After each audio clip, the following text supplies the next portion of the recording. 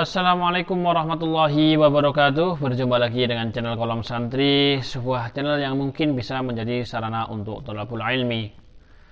Baik, dalam video kali ini kita masih membahas mengenai suatu hal yang cukup penting untuk kita kaji bersama, yakni masih tentang masalah pro dan kontra SKB 3 Menteri tentang aturan penerapan atribut agama di sekolah-sekolah negeri. Ini yang mau masih kita bahas karena pro dan kontra masih terus terjadi. Bahkan DPR sudah mulai meminta untuk SKB 3 Menteri itu dicabut. Kemudian Forum Serikat Guru Indonesia juga minta ada revisi-revisi. Kemudian juga bahkan dari MUI juga minta dicabut dengan alasan-alasan yang menurut pandangan kami logis semua.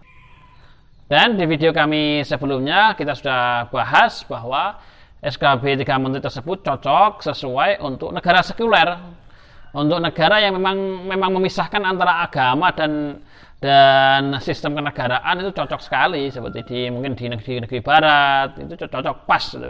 Tapi kalau negara dengan asas Pancasila, dengan sila pertama ketuhanan yang Maha Esa, itu jelas tidak cocok. Itu yang pertama. Nah, kemudian apa yang kita bahas di sini? Ini yang akan kita bahas di sini. Ini adalah penekanan lebih, permintaan kepada beliau-beliau ketiga menteri ini untuk mengkaji ulang hal tersebut, sebagaimana apa yang disampaikan oleh tokoh dari MUI. Kemudian beliau juga tokoh dari Nahdlatul Ulama, yakni Kiai Khalil Nafis. Beliau menyampaikan bahwa SKB 3 Menteri ini kurang menunjukkan bahwa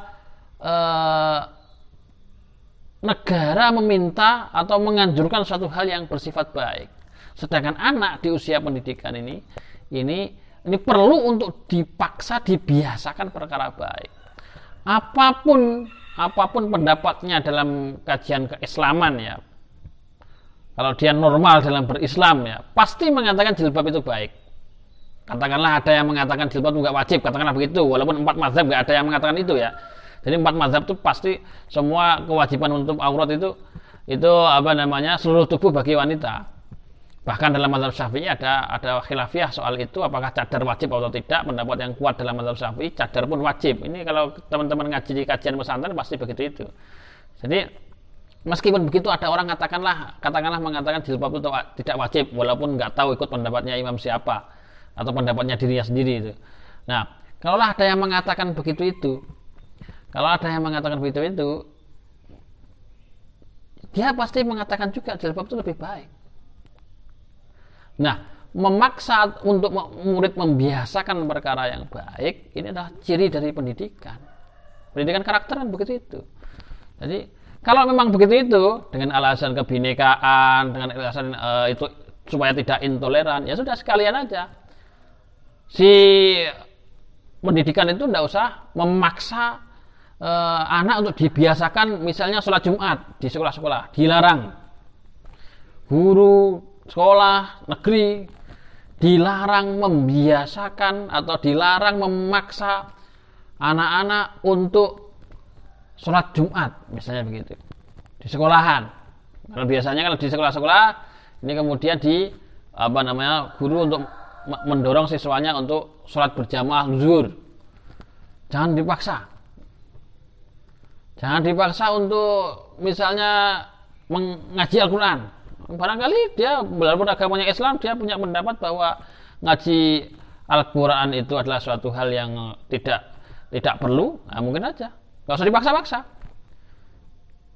sekalian aja sudah. Pokoknya terkait dengan aturan agama apapun itu, walaupun itu satu hal yang dianggap baik, ya,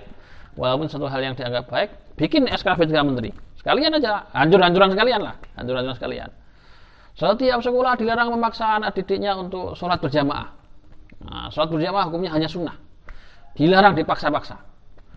Setiap sekolah dilarang untuk melaksanakan ritual ibadah tertentu kepada murid. Sudah sekalian gitu aja. Nanti biar segera hancur sekalian ini kalau begitu itu. Jadi kita tahu bahwa pendidikan ini memang di anak usia itu memang pasnya dipaksa. Bayangkan saja ya, kalau seluruh pesantren ini nggak boleh maksa dengan alasan intoleran. Bayangkan untuk dunia pendidikan ya, untuk dunia pendidikan. Bayangkan hancur pesantren, termasuk juga sekolah, madrasah. Kalau ini sudah mulai ada kekhawatiran di madrasah-madrasah. Kalau kita lihat di informasi di media sosial, di media-media elektronik, itu sudah mulai ada kekhawatiran. Jangan-jangan ini nanti diterapkan juga di madrasah-madrasah yang di bawah naungan Kemenak. Kalau ini diterapkan, kacau betul bahwa siswa boleh milih antara dia berjilbab atau tidak. Nah, kalau begitu itu nanti lama-lama siswa boleh milih antara dia mau melaksanakan sholat laki-laki ya, kalau dan perempuan yang tidak berhalangan, dia boleh milih antara dia mau sholat di masjid, mau dia sholat dua. Program-program yang sebenarnya secara hukum fikih tidak wajib, ya, secara hukum fikih tidak wajib, tetapi sekolah punya kebijakan untuk mewajibkan hal tersebut dalam rangka membiasakan hal baik, itu kemudian dilarang.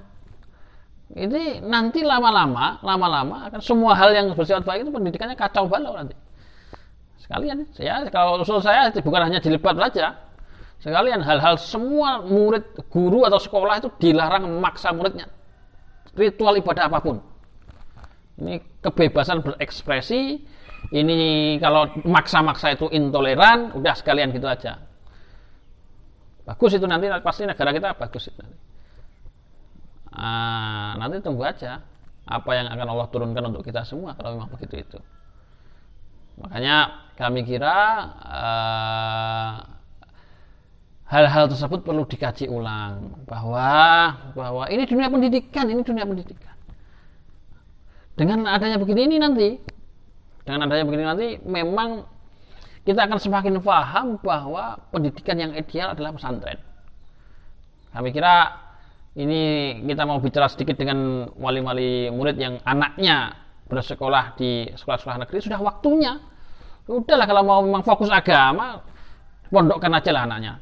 Di mana di pondok yang paling dekat lah, yang memang fokus pada pendidikan agama. Kalau nanti tidak, dia sekolah di sekolah negeri, kemudian kebebasannya betul-betul bebas, kebebasan berekspresi dan lain sebagainya. Kita tahu yang berjilbab aja pergaulannya bisa kadang-kadang bisa terlalu bebas, apalagi ketika anak diberi kebebasan berjilbab atau tidak. Kami kira inilah sedikit kerisauan bagi kami, apa yang disampaikan DPR, disampaikan MUI, dan mungkin juga permintaan revisi dari Forum Serikat Guru Indonesia ini menjadi pertimbangan para menteri lah, seharusnya kalau memang tidak ingin kegaduhan lebih. Jadi kegaduhan yang ada di Padang tentang itu bagi kami adalah satu kegaduhan yang memang perlu diredam. Memang itu ada sedikit kesalahan, tetapi